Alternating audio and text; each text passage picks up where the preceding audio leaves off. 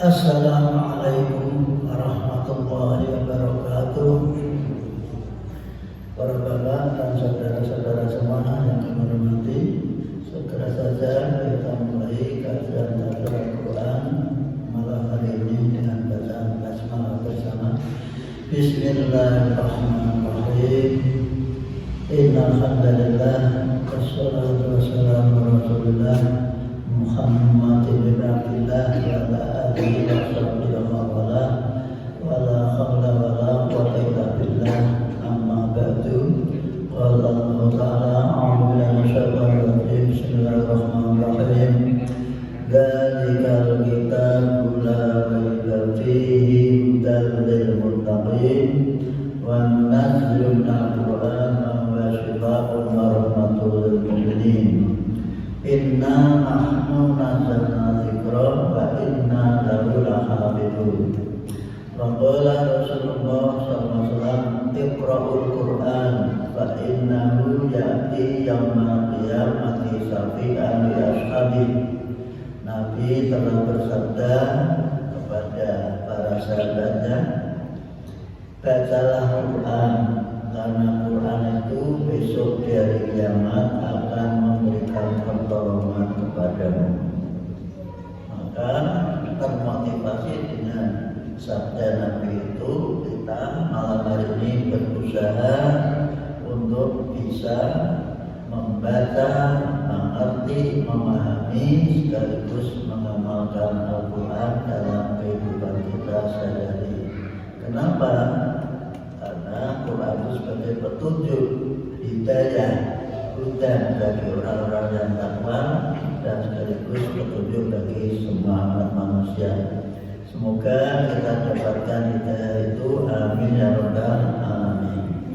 Salawat dan salam untuk beliau Nabi besar Muhammad sallallahu alaihi wasallam yang telah memprakarsai pengamalan Al-Quran dalam kehidupan sehari-hari, sehingga dikenal Nabi itu adalah kana khuluqul Quran.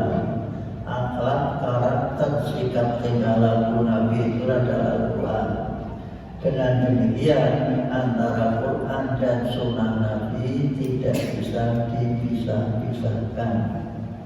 Jangan sampai dengan dalil hadis tadi kemudian disimpulkan nak ngono cukup ngaji Quran baik, toh akhlaknya Nabi itu Al-Quran. Nah, itu dibedani oleh kelompok yang namanya Inkamus Sunnah, tidak mengakui tentang sunnah karena dengan dasar sisi dalil ya sunnah.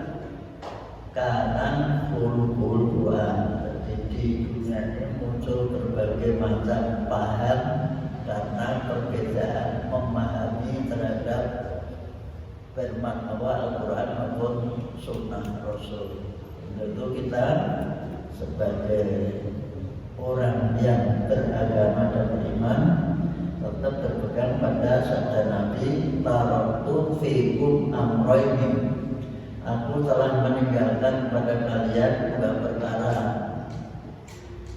Lantadilu ma'in tamassaktu bima. Kalian tidak akan sesat sampai kapanpun, disesatkan atau sesat, selama kalian berpegang teguh pada dua perkara itu, yaitu Al-Quran, kitab Allah, dan Sunnah Rasulullah SAW. Berpijak dari pegangan dua inilah, maka orang Islam di Indonesia selalu dipatoki nanggung patok loro. Batu misalnya dua, itu sebagai simbol bahwa orang Islam Indonesia itu pegangannya dua, yaitu Al-Quran dan Sunnah Rasul. Ini harus dimengerti kita, itu simbol lambang bagi kita semua. Baiklah, kita lanjut pada ayat 53. Betul, 53. Berapa? Surat At-Taubah ayat 53. Berapa? 52.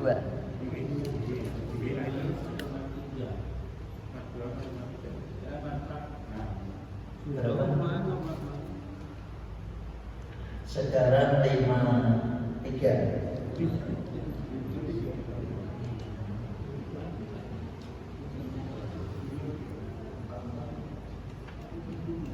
Soal itu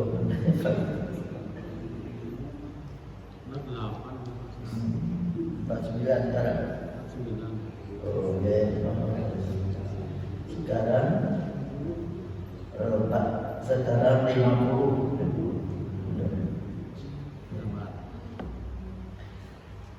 Mari baca bersama. A'udzu billahi minasy syaithanir rajim. Bismillahirrahmanirrahim.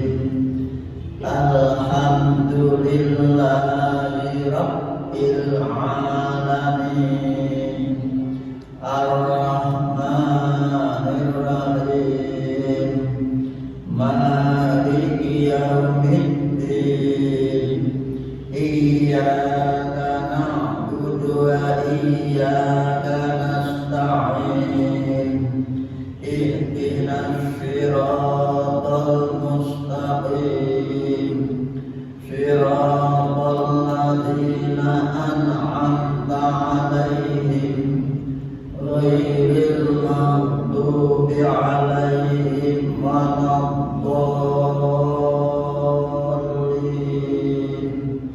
Amin.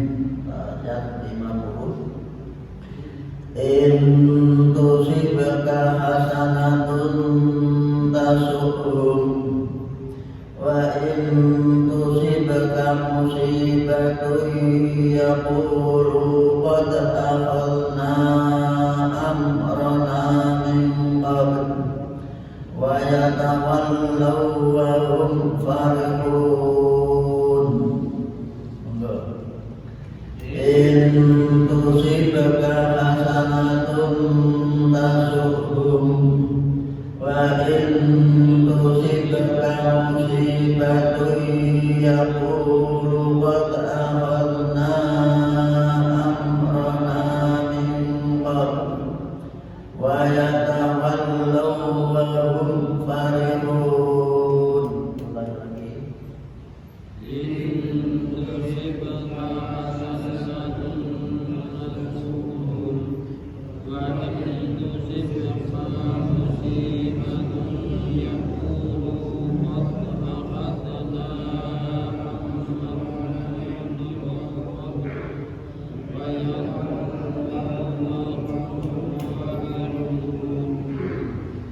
Intusibka ini menunjukkan sikap karakter orang-orang munafik, bahwa jika kamu Muhammad mendapatkan tertimpa hasanatun, kebaikan, keuntungan, kemenangan, kebaikan, tasubhum, maka mereka menjadi tidak senang.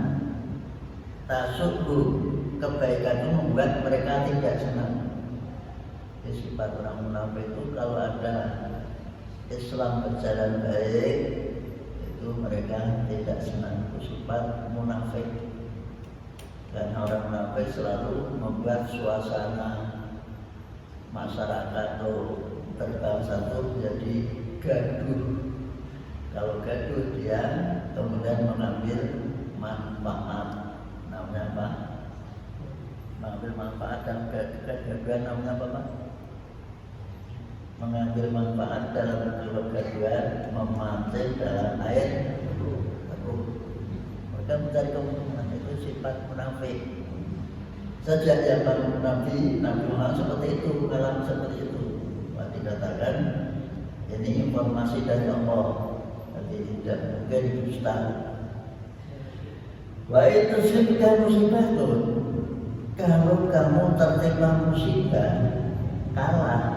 Contohnya seperti perang Uhud, akan hampir saja kalah dan banyak mengalami korban. Yaqulu, maka mereka berucap, mengucapkan atau dengan kata lain apa itu mudoroso itu apa? Mudoroso itu apa bahasa? Ya, mengucapkan dengan temannya sendiri. Khotna sudah kami perkirakan amrona urusan kami ini bahwa sebelum saya sudah memprediksi mesti kalah. Kami sudah memprediksi mesti kalah. Ini sikap orang maksudnya nggak pesake kalah.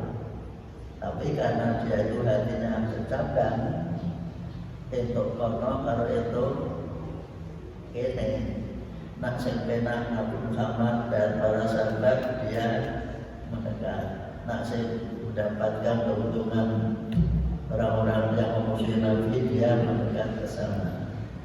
Itu kan ada wa'idha lalu apa itu waktu syirifati qalu inna mana muslimun. Ada lagi wa'idha lalu ladina amanu qalu amanna. Nak kumpul karo wong sing beriman aku yo beriman. Tapi wa'idha lalu ladina amanu qalu inna ma'anu bahwa kami nama aku kami pun nahnu ma'aku kami juga bersama masih balan aku isih balan aku ning kono kuwi wong kanggo apa camu itu apa cari muka berdiarani kacanya itu orang munafik. Maka orang munafik itu paling berat menghadapi Nabi terhadap orang munafik karena yaitu berwajah dua. Nah, orang Islam punya dalil musang berbulu apa? Musang berbulu domba bayang. Nah itulah yang paling sulit di sini. Di musuh wong nyatane ngaku ya Islam. Kadang-kadang yang baru Jumatan arep dikonco tapi selalu apa merongrong kewibawaan untuk membuka rahasia bagi umat Islam. Maka dijelaskan sebenarnya maka ada ayat apa suratnya itu juga ayat Fatihah, ayat Fatihah, ayat yang melehake apa yang ada dalam hati mereka. Maka paling senang tidak senang mereka baca surat atau membaca. Wayatamallahu, setelah itu wayatamallahu dan mereka berpaling menjauh dari umat Islam karena kalah tadi. Walau dalam keadaan mereka itu menyamakan beberapa keadaannya ketika menjauh parifun senang. Nonton kalah tuh karena orang terhukum karena tidak mengikuti pendapatku. Ini sikap dari namanya Abdullah bin Ubay bin Salul ketika bermusyawarah mengadakan perang menghadapi orang-orang kafir Quraisy di Bukit Uhud. Nah, pada waktu itu betul-betul di Bukit Hunain maupun di Yabasin. Jadi Abdullah bin Ubay itu sudah usul baiknya kita berada di dalam kota. Nabi pun usul dalam kota untuk menghadapi musuh yang datang itu. Tapi tiba-tiba dalam musyawarah ada yang usul kalau kita dalam kota nanti kota kita rusak. Tujuan bangunan-bangunan kita masih rusak, termasuk keluarga kita masih jadi sasaran. Maka sebaiknya keluar. Kalau boleh saya berpendapat seperti itu. Nah, Nabi setuju dengan ini, walaupun asalnya setuju dengan pendapat tadi yang awal.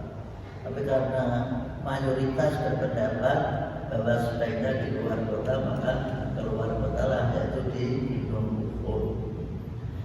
Nah, Abdullah bin Ubay karena pendapatnya tidak diterima, dia boikot. Nah, orang ramai mulai membawa balannya terlalu ngatus wong. Tapi sudah berangkat sampai di jalan karena gara-gara pendapatnya tidak terima, jelas sikap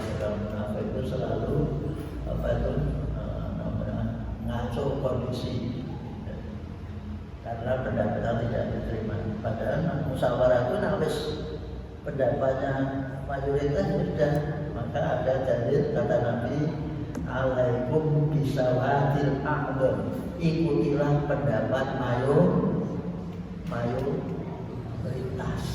ikutilah pendapat mayoritas. Dalam rapat seperti itu saja ada petunjuk bagi kita kalau mengadakan rapat, ingat ikutilah pendapat mayoritas, bukan pendapatnya sendiri atau pendapatnya pimpinan, tapi mana disepakati itulah yang harus diikuti.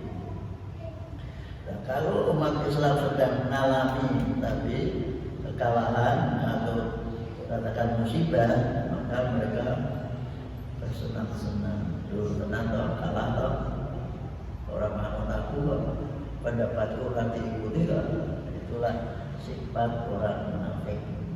Maka Nabi Muhammad diberi petunjuk Allah agar punya sikap yang bisa mengkonter pendapat mereka dengan ayat berikutnya.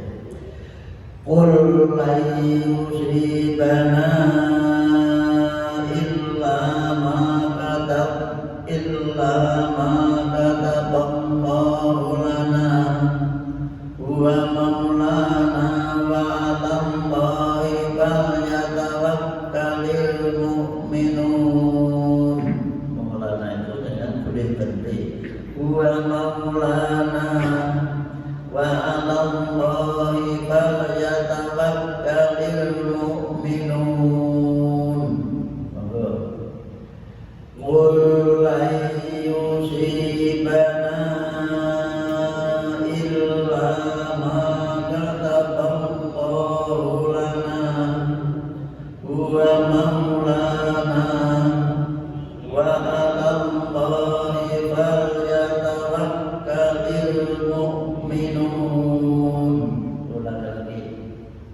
Qul la yusibana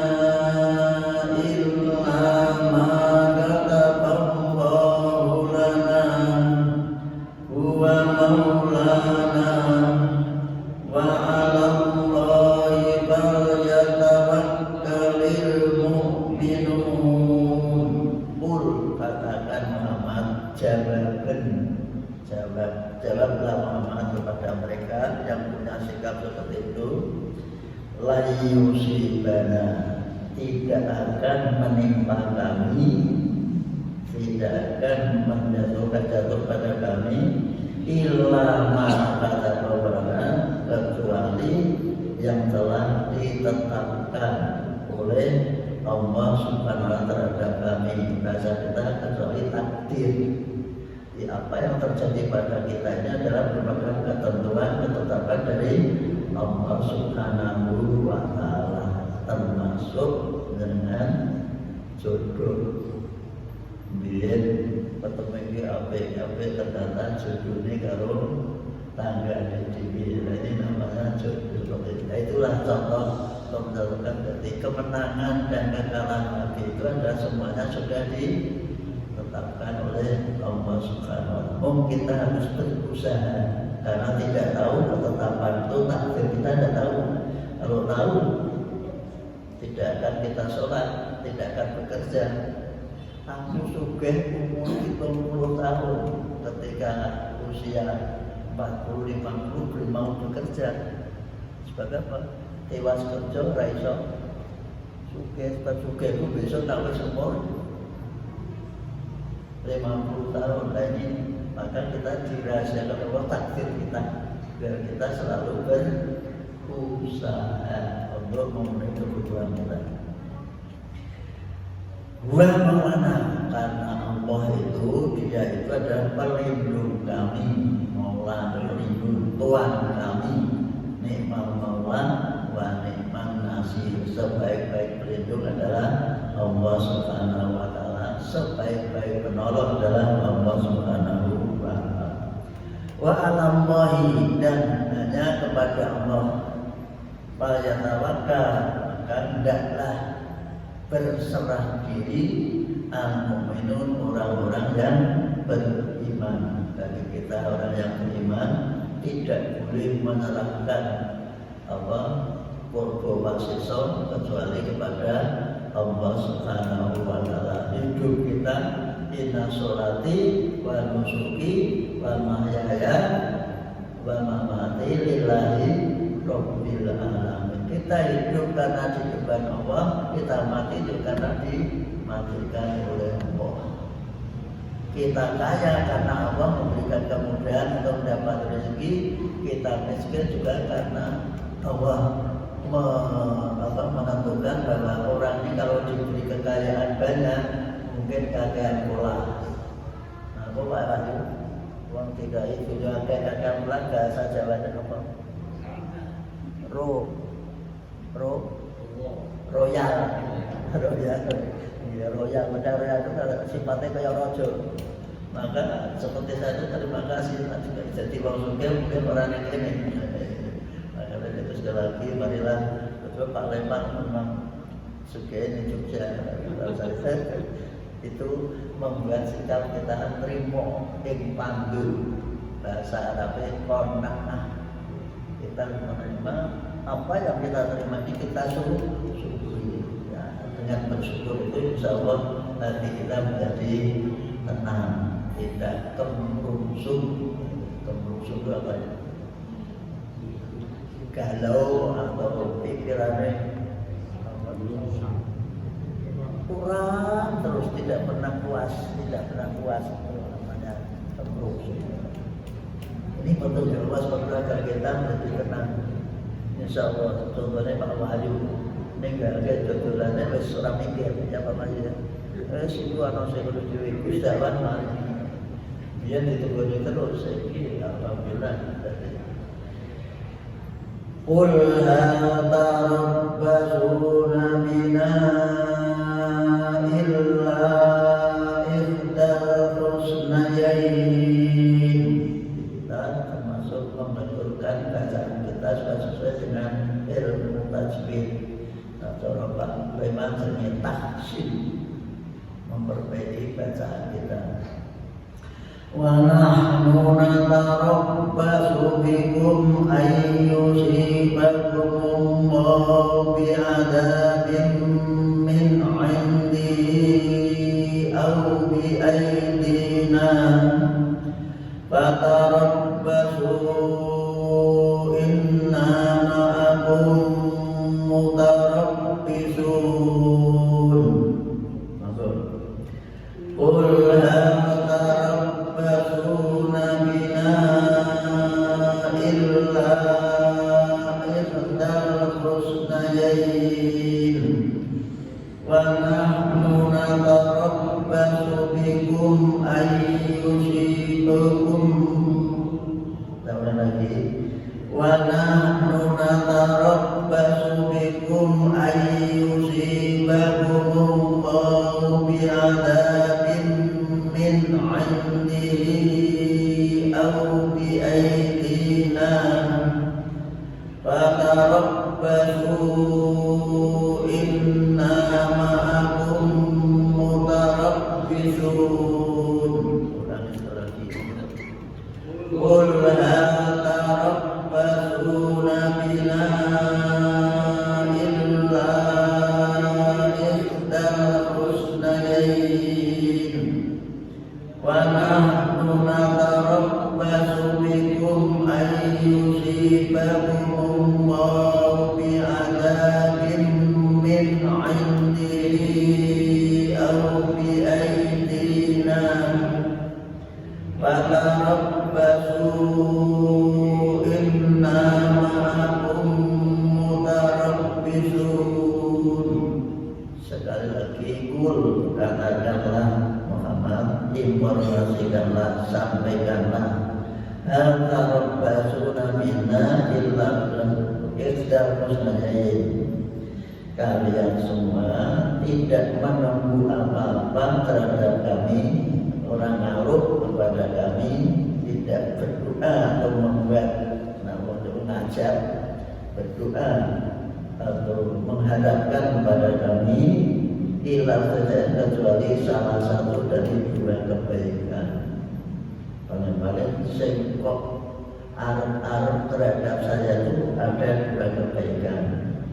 Nah, bahasa Indonesia-nya kalau ada hal diikuti hilang itu diartikan hanya yang kamu harapkan kepada kami itu hanya dua kebaikan. Satu, menang. Dua, mati. Orang Islam walaupun perang mati tapi kebaikan karena langsung masuk surga. Jadi walaupun bagaimana kamu istilah punya nawang Jawa ini ngajak ngalur dan lalu mesti dua kebaikan bagi kami. Walaupun kamu mengharapkan kelihatannya itu negatif, tapi bagi kami itu positif. Yaitu mendapatkan ghanimah atau jarahan atau mendapat terus pampasan perang. Nah, menang dapat pampasan perang, nah kalah masuk surga. Maka orang Islam itu tidak ada yang negatif, semua positif. Mungkin kelihatannya negatif, mati. Padahal matinya langsung disonsong oleh malaikat dimasukkan surga, yaitu dalam surat Az-Zumar, hatta idza ja'uha wa futihat abwabuha wa qala lahum assalamualaikum, selamat kamu masuk surga. Selamat itu, silakan hidup di surga, kekal di dalamnya. Coba disonsong seperti itu. Nah, isi Joko di sana disediakan bidadari. Nah, punya istrinya mati sih, ekonomi harus maaf. Kalau memang pada aku di dunia seiring kata, maka dalam Islam tidak boleh nikah berbeda agama. Sebab nanti tidak kumpul. Padahal dia diharapkan kita itu bersuami istri, berjodoh mulai dunia sampai akhirat. Wong Jawa ngerane kakek-kakek jodoh dari dunia itu lebih cantik daripada persediaan Allah yang di sana. Maka wanita dunia adalah wanita yang paling cantik, kata Nabi. Ad-dunya mata wa khairu mata'ya al-mar'atus sholihah. Dunia ini isinya kesenangan isinya menyenangkan. Tapi sebaik-baik kesenangan itu adalah wanita yang sholihah. Maka kita bagaimana membina keluarga agar wanita termasuk produksi dari kita, anak-anak kita yang wanita menjadi anak yang sholihah. Sebab itu menjadi penghuni surga yang paling bagus. Wa nahnu natarabbasu, dan kami pun akan menunggu bikum terhadap kalian ayusibakum. Maka ketika saya baca ayusibakum itu karena di depan ada an, jadi orang yang tahu bahasa Arab itu mesti terasa nak salah. Ayusibakum, agar Allah menimpakan pada kalian biadabin dengan siksa min indi dari sisi Allah, dari hadapan Allah. Au bi'idina, atau lewat tangan kami. Maksudnya apa? Terbunuh dalam perang. Jadi kami pun menunggu kalian untuk mendapat sesuatu Allah di akhirat, mendapat sesuatu Allah karena kalian tidak mengikuti kami. Atau juga Allah menyiksa kalian lewat tangan kami, yaitu tunduk di bawah kekuasaan umat Islam. Jadi apa? Jadi orang golongan tawanan perang, hartanya menjadi harta rampasan. Sampai seperti itu Allah menjelaskan seluruh penduduk tentang kehidupan sudah dalam masalah perang. Untuk itu patarabbasu, mari tunggulah tanggal mainnya wait-and-see. Tunggulah, kita semua adalah menunggu. Kita semua hidup di dunia ini adalah menunggu. Menunggu apa? Menunggu apa? Jadi, perlu diketahui kita semua itu menunggu datangnya keputusan utusan Allah, SK dari Allah. Nah, setelah SK Allah, malaikat menyerahkan SK-nya, inna lillahi wa inna ilaihi raji'un. Teman-teman. Namun demikian, dengan rasa nunggu di teknik, maksudnya itu angan-angan panjang, tidak perlu. Tunggulah sambil bekerja sehingga tidak terasa.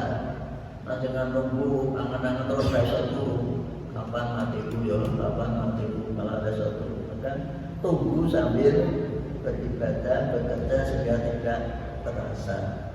Contohnya pelayu nih, pelayu ya, nunggu sambil rangkosot. Setiap ada kita datang memenuhi panggilan Allah yang sementara. Panggilan terakhir besok, ini baru panggilan. Kalau sekarang dipanggil sudah biasa, besok dipanggil akan biasa. Agar merasa tersenyum ketika Allah memanggil kita, karena ternyata Allah menyediakan tempat bagi kita semua.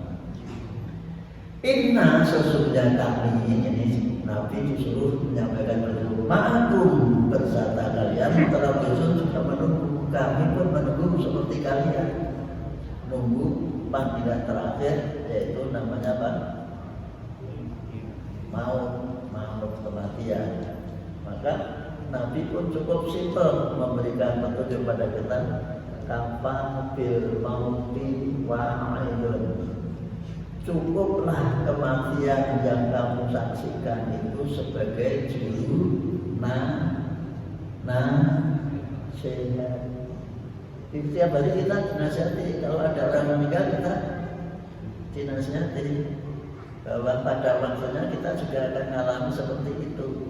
Terus yang kami persiapkan apa?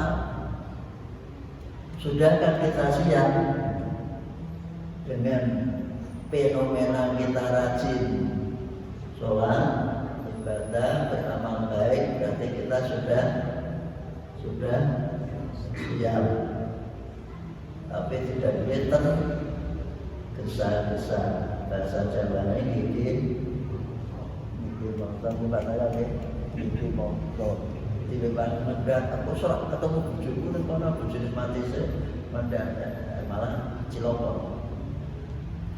Inilah petunjuk bagi kita semua sebagai obat bagi kita semua supaya tidak hidup sungguh seperti itu. Qul anfiqu taw'an aw karhan lan yutaqabbala minkum innakum kuntum qauman fasiqin. Jangan diikemke sampai tempat qauman, jangan qauman, karena namanya infak. Qauman tapi dibingungkan belakang. Innakum kuntum qauman fasiqin. Monggo. Qul anfiqu taw'an aw karhan lan yutaqabbala minkum innakum kuntum qauman fasiqin. Ulangi lagi. Qul anfiqu taw'an aw karhan lan yutaqabbala minkum innakum kuntum qauman fasiqin. Qul, katakanlah Muhammad, sampaikanlah Muhammad kepada mereka umatmu, khususnya orang-orang munafik yang berada di sekitarmu. Anfiqu, silakan kalian berinfak, silakan mereka membagikan iuran, tau'an dan kondisi sadar, karhan atau terpaksa. Itu ada yang mengatakan memang sadar bahwa saya itu diberi karunia Allah lebih maka beradakan. Tapi ada yang merasa terpaksa kudu ditarik, maka nanti ada ayat yang mengatakan yang kudu dipungut. zakat mal seperti pajak harus dipungut. Kalau tidak ada zakat, biaya untuk penyelenggaraan pemerintah dari mana? Di dalam Islam itu zakat itu untuk biaya penyelenggaraan pemerintah, ditambah dipungut dari orang non-Islam namanya pajak. Kalau di negara seperti kita ini semuanya pakai pajak dan zakat. Namun dengan adanya zakat itu bagi yang punya pajak besar bisa dikurangi dengan bukti pengeluaran zakat. Ini harus ditanda. Jadi tidak ada, kalau aturan negara itu sudah bagus.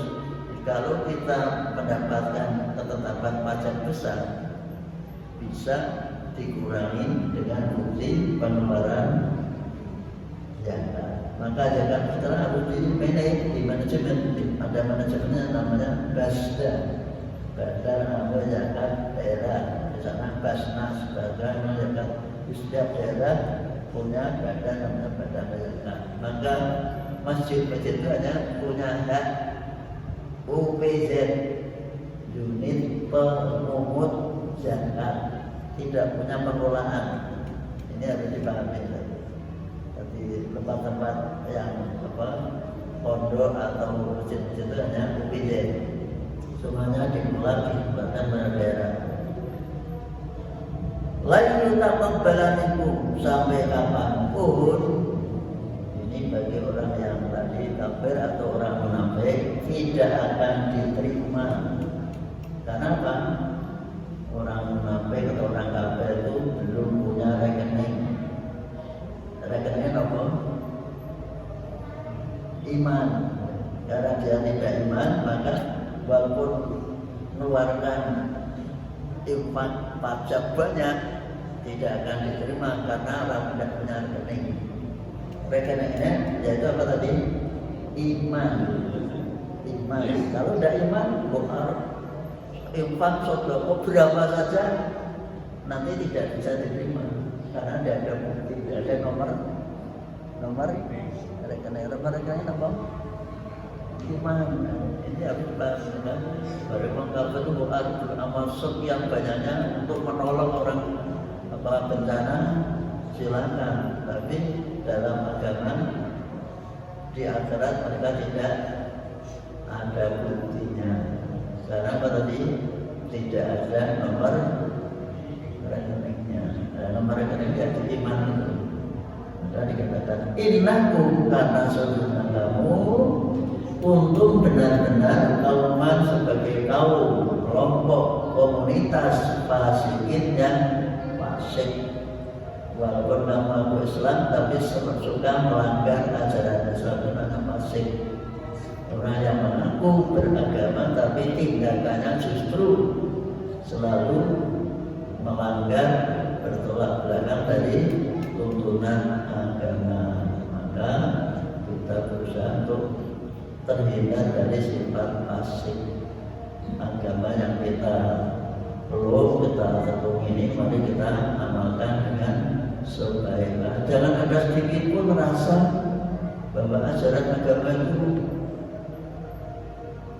salah atau tidak bisa dikerjakan. Pasti bisa karena Allah Maha tahu tentang ajarannya. Terima kasih.